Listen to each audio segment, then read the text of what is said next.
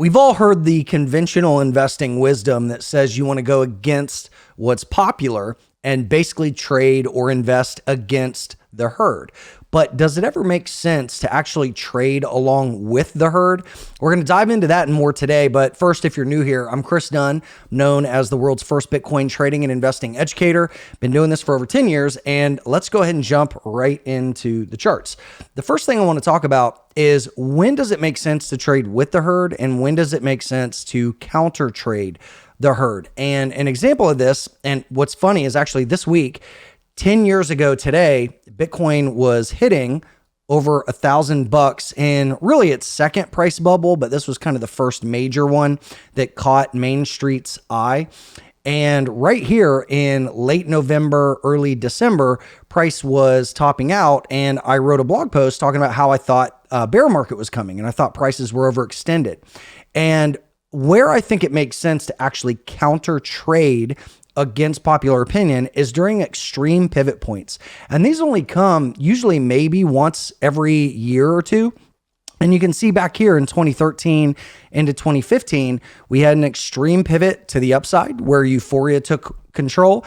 And then down here in the 170s, we had an extreme pivot point where prices washed out and we had mass capitulation. And every market cycle, you get this, right? Back in 2017, we had an extreme pivot up around 20K. Then we had capitulation down into the 3K range. And then also we had capitulation and an extreme pivot during the COVID panic of March of 2020. And then here in 2021, we had an extreme pivot where NFTs were all the rage and everybody was bragging about their gains. And that's where I posted this, where I said, there's only a few days a year where I make major changes to my portfolio. Today was one of those days. I took profit on some of my largest positions. That was May 12th, 2021, right over here on this right shoulder of the Head and Shoulders.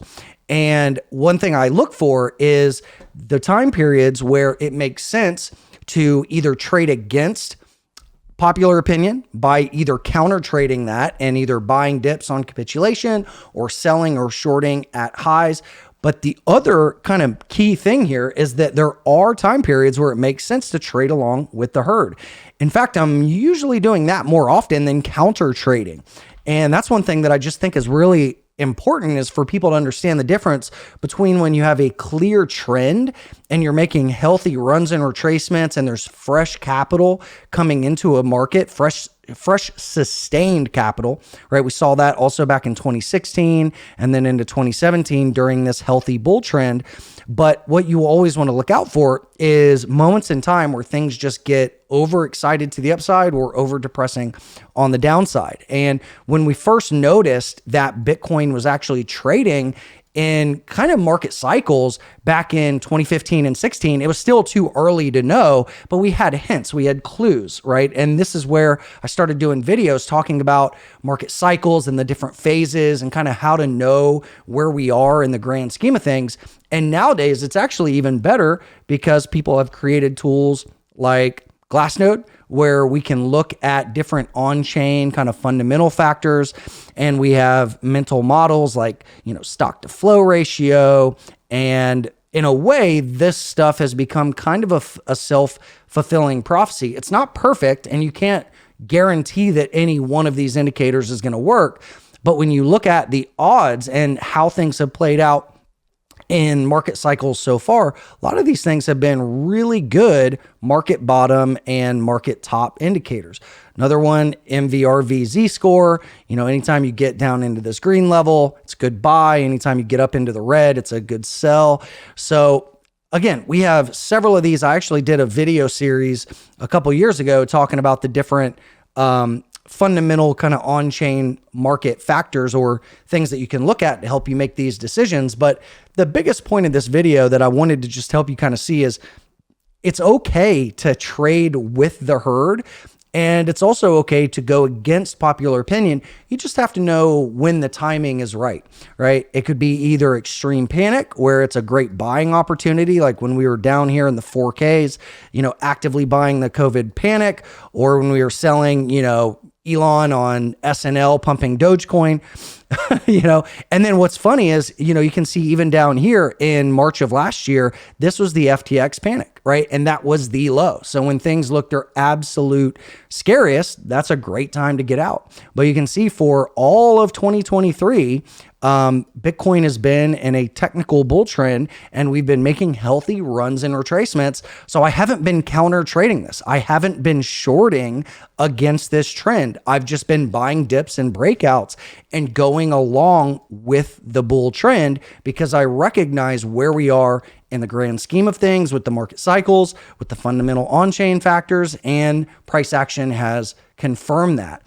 And one thing that we're paying close attention to this year is the correlation that we've seen with stocks in Bitcoin. And I talked about this in my last video, but you can see the correlation that we've had over just the past few weeks as prices kind of grinded higher here on Bitcoin. That's been because it's been kind of closely watching stocks and specifically the ES, which is the S&P 500 large cap. And right now, things have just been kind of stair-stepping up to yearly highs and also getting much closer, just a few points off of those all-time highs. So I thought that was really interesting. And we can even see this like in some of the European indices. Germany and parts of Europe have seen rapidly falling inflation numbers, and that's why their markets have really started to pop. And here in the US, specifically on the longer end of the yield curve, we've seen rates come down quite a bit. So it's just kind of an interesting time right now, but I thought this would be a really good lesson to talk about when to know or how to know when to trade with the herd versus against the herd. And it's not about one is better than the other. It's all about just timing and knowing where you are in the grand scheme of things. And also a couple of other things that I wanted to point out was just the idea of being conservative with altcoins right now. I know I've talked about this the last couple of videos, but this is still my opinion, is as Bitcoin dominance has continued to grind higher all year, there's kind of this danger that we have in crypto where people will start to see some coins pop and they'll think that means we're in a full-on altcoin season. But this is something that I tweeted today. I said popcorn season, which is where we are right now, is when a few alts start to pop off.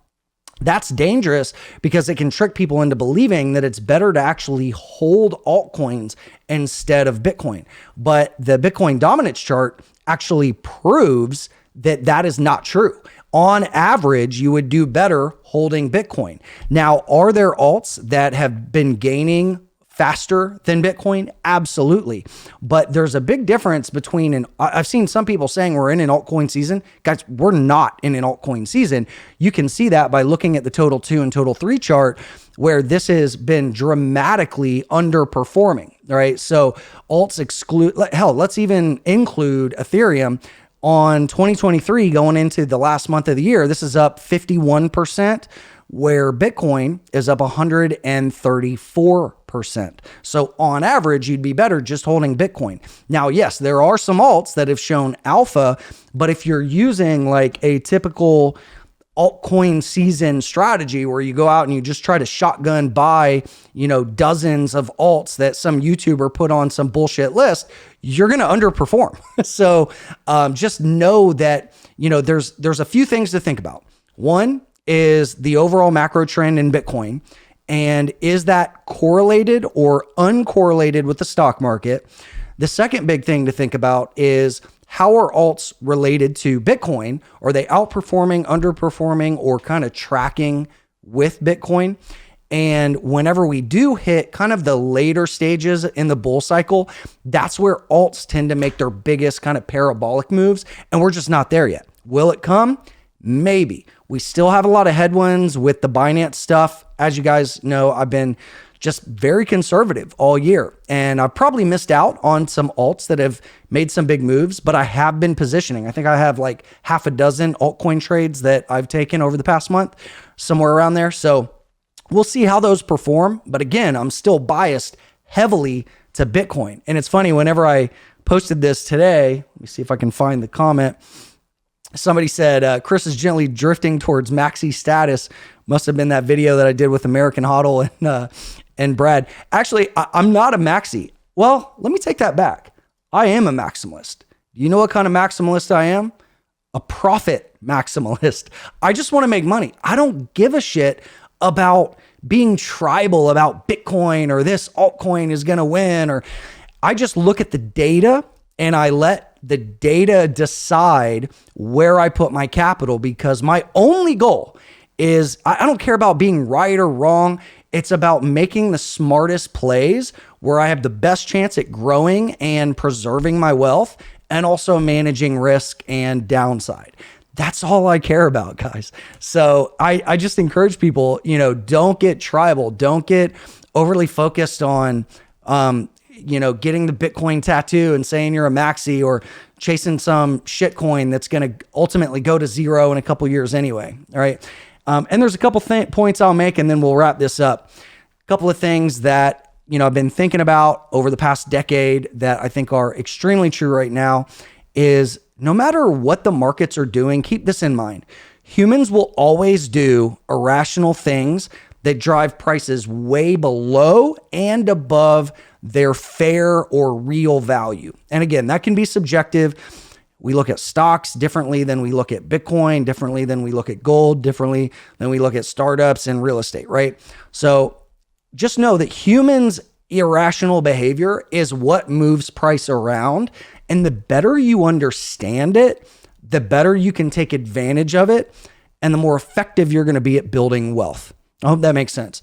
Number two, no coiners and haters will always say shit like Bitcoin's too expensive during bubbles and dead during bear markets. Ignore them. If after a decade plus of the best risk-adjusted returns and CAGR that we've ever seen in any financial market, if that's not enough evidence for people, they're never going to get it. Just move on. Number three, scammers and charlatans are going to come and go. I've seen thousands of them come and go over the past decade plus, and karma always gets them in the end. The biggest egos fall the hardest. I think that's kind of a fulfilled point there. Number four, there's always going to be another massive trade right around the corner, so stay in the game. I hear every day from people that are like, Chris, I screwed up. I sold Bitcoin, or I converted my Satoshis into a Bitcoin copy or another shitcoin or whatever. Doesn't matter. Sell stuff that is taking up too much mental bandwidth, start fresh, and stay in the game. There's always another big trade right around the corner. And then finally, number five, guys, we are so lucky to be alive right now in this world with the internet and decentralized digital currency and now AI. There's just so much opportunity, and there's no excuses not to grab the bull by the horns and just take advantage of it. So I hope you guys enjoyed this video. Again, I love doing this stuff for you guys. So if you got value from it, like it up, share it. I'm going to post this on Twitter, X, whatever, natively. I'll put this on YouTube, maybe do some clips. But if you guys have questions, seriously, leave them in the comments. I read them.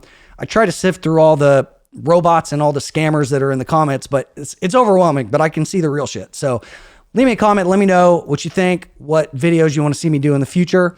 And I'll see you guys next time. Take care.